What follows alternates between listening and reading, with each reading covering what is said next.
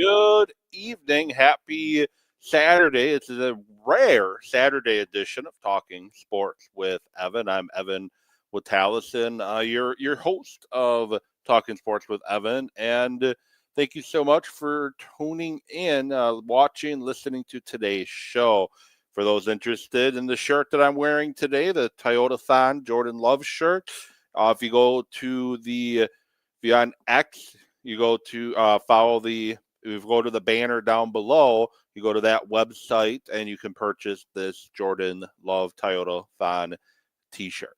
Starting to get my office together as I was out of an office for a few weeks here, but I'm starting to get my office back to how I like it. But rare Saturday edition of Talking Sports with Evan, a snowy edition of Talking Sports with Evan, as the weather is pretty bad out there. I've been out shoveling a couple times today, and if you don't have to travel anywhere in southeastern or southern Wisconsin in general, northern Illinois, if you don't need to travel, please don't. Stay home.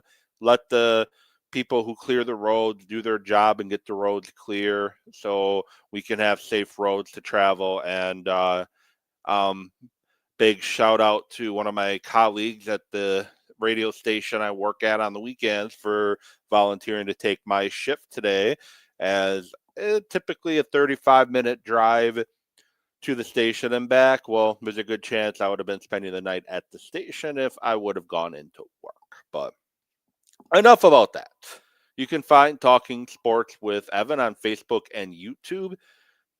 Look for the name Talking Sports with Evan. You can also find me on X at Evan Wit Sports. I typically tweet my thoughts and feelings and opinions during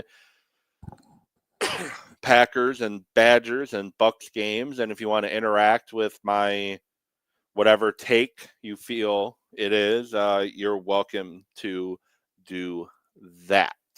But the Packers got a big 31-24 win on Thanksgiving against the Detroit Lions, sweeping the Detroit Lions and going 3-0 in the NFC North Division, half game behind the Chicago Bears, who the Packers play a week from tomorrow, which I will give a preview show to that game next week. But before I do jump into the Packer Thanksgiving win, the Wisconsin Badgers ended their 2025 season on a disappointing note, falling to Minnesota 17-7 in the snow conditions of whatever the Gophers call their field nowadays. And the Badgers past couple games have been looked better. They beaten two ranked teams in Washington, and they also beat Illinois. And defensively, it looks like the Badgers are going in the right direction. As much as I don't like Mike Tressel, it looks like they're going in the right direction defensively. However, offensively, still have a lot of concerns with this Badger team. And I know this was Grimes' first year at the helm, and he didn't really have much of a quarterback this year because the transfer from Maryland decided to basically, I'm done week one, never returned. Apparently, supposedly, he was injured, but never got an update on his injury.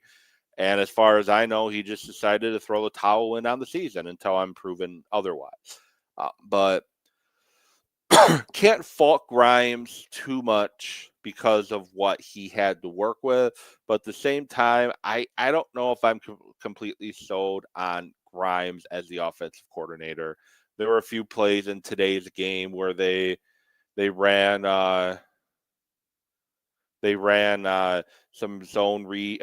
Some not zone read, some end arounds that ended up clearly not working. They ran a lot of quarterback dives with the freshman Carter Smith that Minnesota knew was coming a mile away, and Hunter Simmons is just an absolutely bad quarterback. He should not be playing Division I college football. So I understand that Grimes didn't have a lot to work with, but with that said, I don't think he utilized talent to the best of his ability either.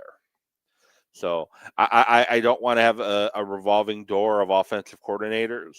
I get why you probably want to give Grimes another year, but to me, him and Luke Fickell still have a very short leash going into the 2026 season. If things don't look improved with an easier schedule, a supposed new commitment to money to the athletic department, and some new influx of talent to the roster, if things don't look improved in 2026, then you definitely can't keep the Luke Fickell experiment going any longer. But enough about the Badgers. That was my one Badger football thought of today's show.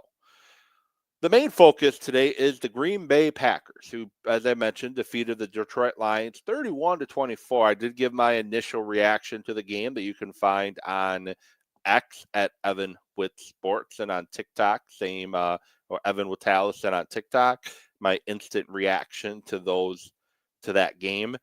But here's my more in-depth thoughts on the Packers 31-24 win. And if you're watching live and you want to comment, please make a comment and let me know what your thoughts are, and I will gladly read them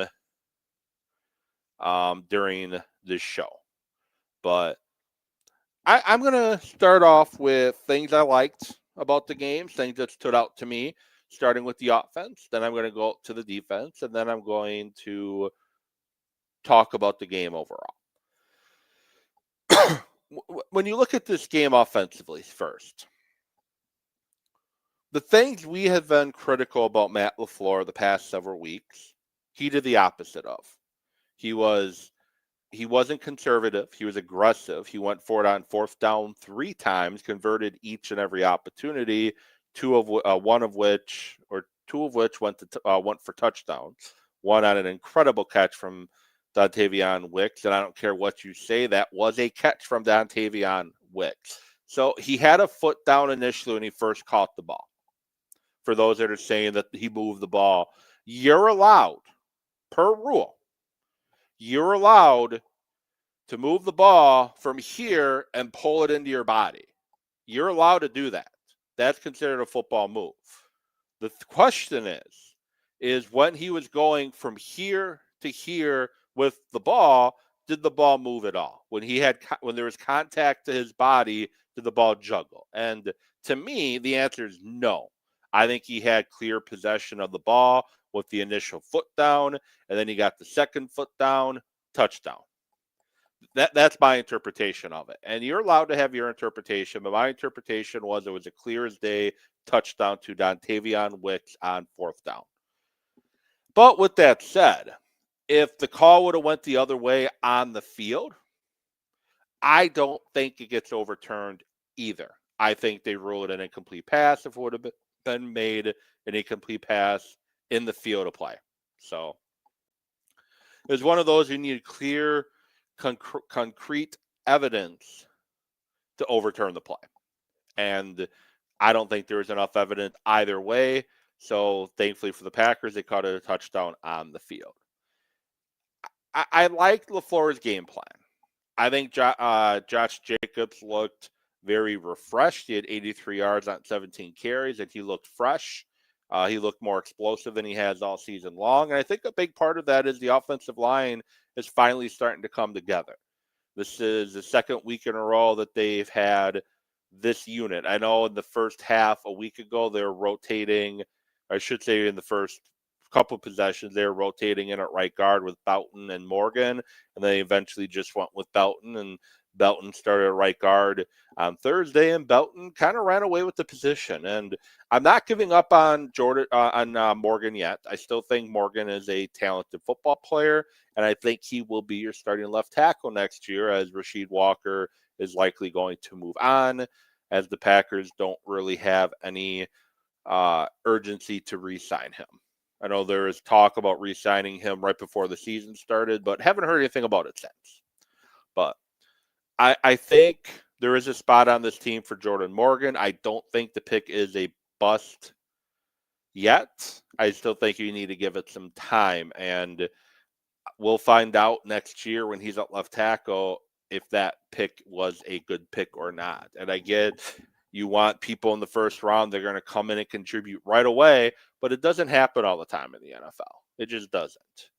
And if you're drafting for need, then you're going to be drafting early in the draft quite consistently. If you're drafting for future, and that's the philosophy I like. I think you got to take some swings in the first round and second round on occasion to get more NFL ready players. But at the end of the day, you never know who's going to come out and play immediately and who's going to struggle. And we're kind of seeing that with Matthew Golden a little bit. Not that Matthew Golden's been struggling too much, but he hasn't really been getting much involvement in the offense before missing the last 2 games due to injury. But I think the Packers, speaking of wide receivers, I think they found their top 3 receiver rotation moving forward. Christian Watson, Dontavion Wick, Romeo Doubs. And I know you got Matthew Golden coming back eventually, Williams coming back. You have Jaden Reed likely coming back in the next week or 2. But I think your top 3 right now are Doubs, Watson, and Wicks. And then Reed is going to get some looks as he's more, they don't have a slot guy right now. And he'll come in on that as that slot guy. So it's going to be Golden and Williams fighting for snaps on the stretch run of the season. It's a good problem the Packers have. And they targeted Christian Watson 10 times. And that's another thing I liked about this game. They targeted Christian Watson 10 times in this win over the Lions. And I think that's what you have to do moving forward. And I know a lot of what you do for targets are dictated based off your opponent and what the opponents do. And the Lions play a lot of man, and Christian Watson is hard to cover in man coverage.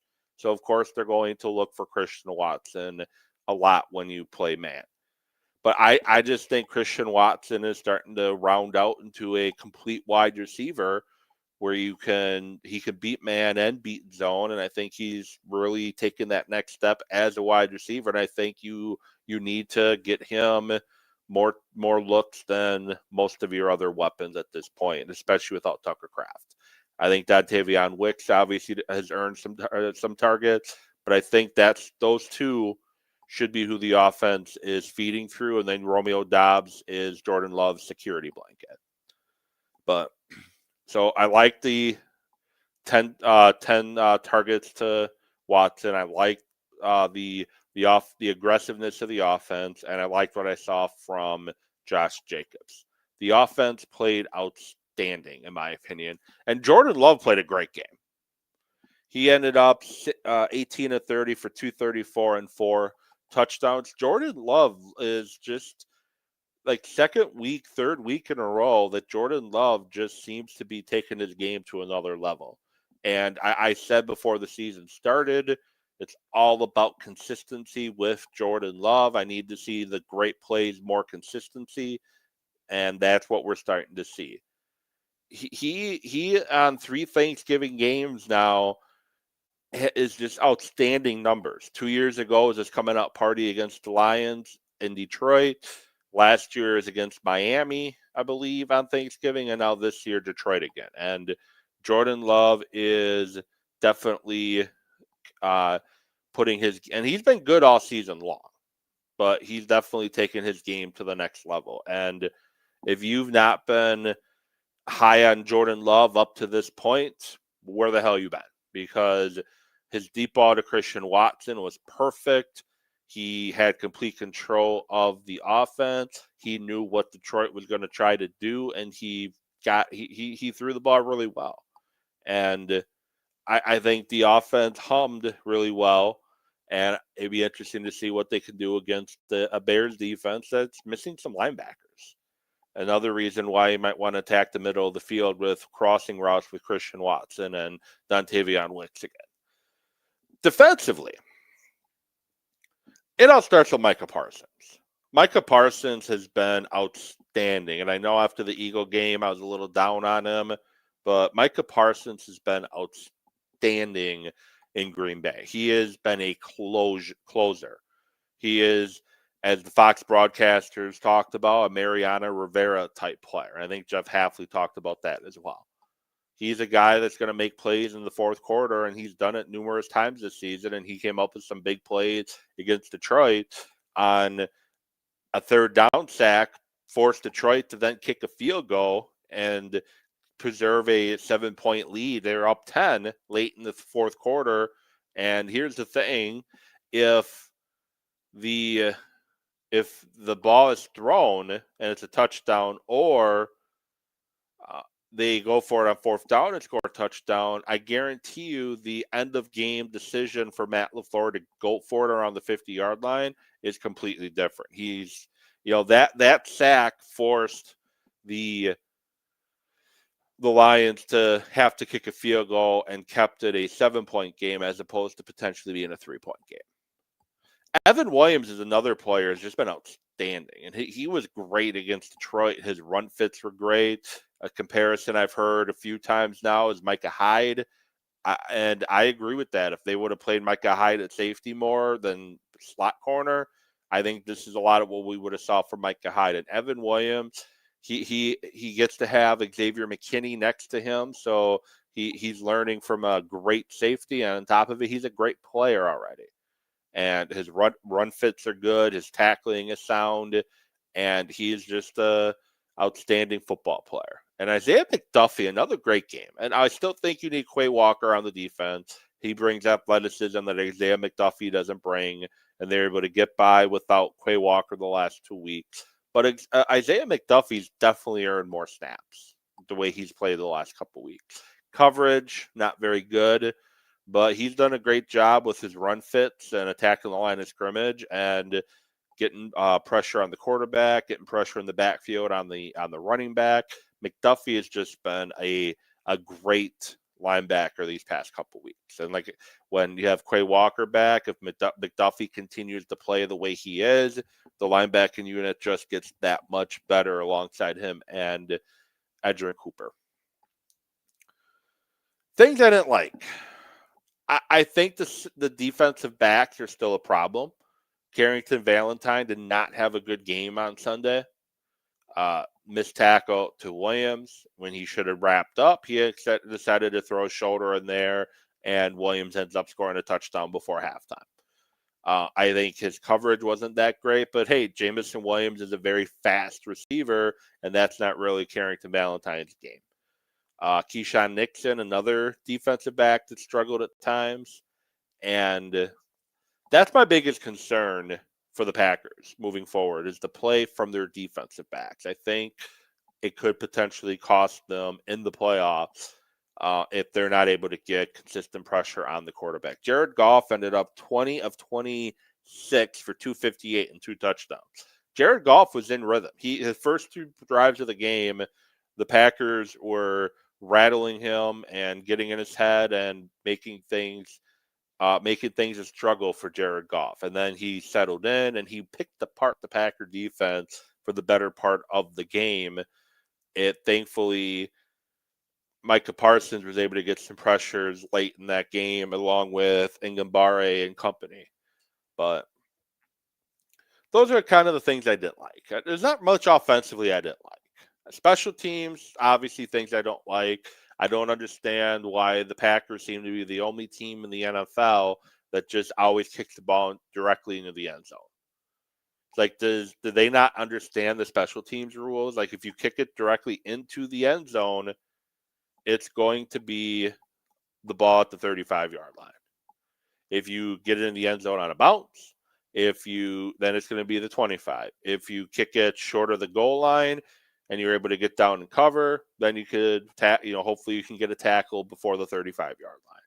But I just don't understand the Packers' rhyme or reason to kick the ball through the end zone every time on kickoffs at this point, because you're basically giving the teams good field position to start every possession, either start of game, out of locker room, or when you score by kicking it through the end zone. Well, few things I do want to discuss before we go. I don't want to tell anyone how to fan. I'm not the fan, please. I don't want to tell anyone how to fan.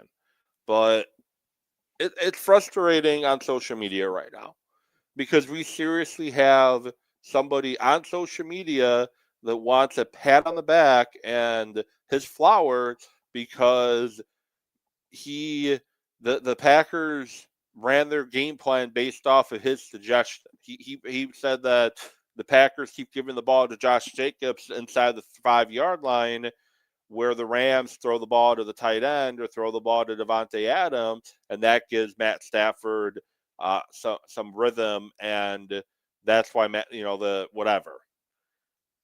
I your stupid comment literally had nothing to do with why the Packers threw the ball in the red zone against the Detroit Lions. Like the NFL, football in general, things change based off opponent and situation. The Vikings, the Giants, you can run on them in the red zone. That's what you want to do. The Lions play a lot of man. The Packers ran man beaters to score. Those quick outs to Romeo Doubs and Dontavion Wicks. Those works against Detroit because Detroit plays very heavy in the box and they play man across.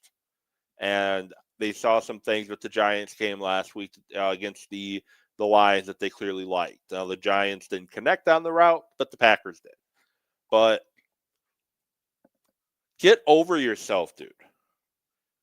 Matt LaFleur, Adam Stenavich, Butkus, Vrabel, or Wes Hawkowitz is not going around X and looking to see what these X accounts are posting and designing their game plan based off what random Packer account, wannabe fan page, is suggesting that they do.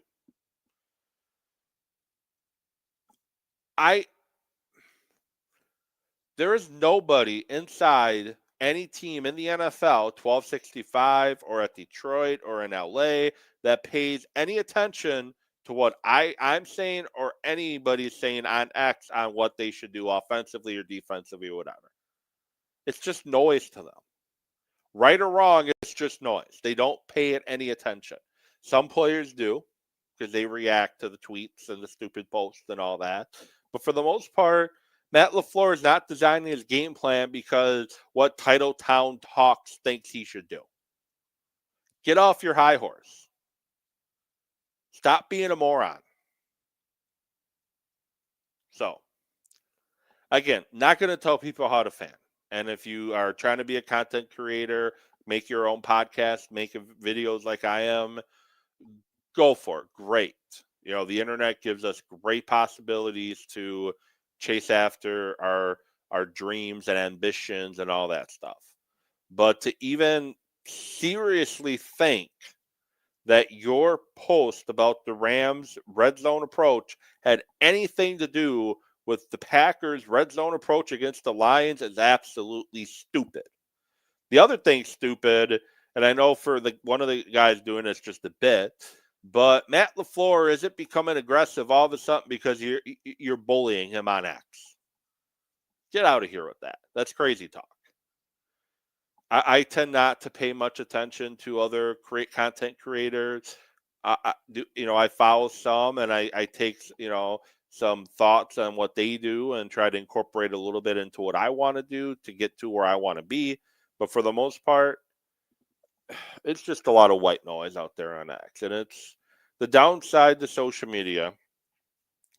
The positive about social media is everybody has a platform if they want it. The downside to social media is everybody has a platform if they want it. But enough with that. Some negatives about the Packer game, too. Devontae Wyatt is going to be likely out for the rest of the season with a broken ankle or fractured ankle, unfortunately, and that's going to be a big loss for Green Bay.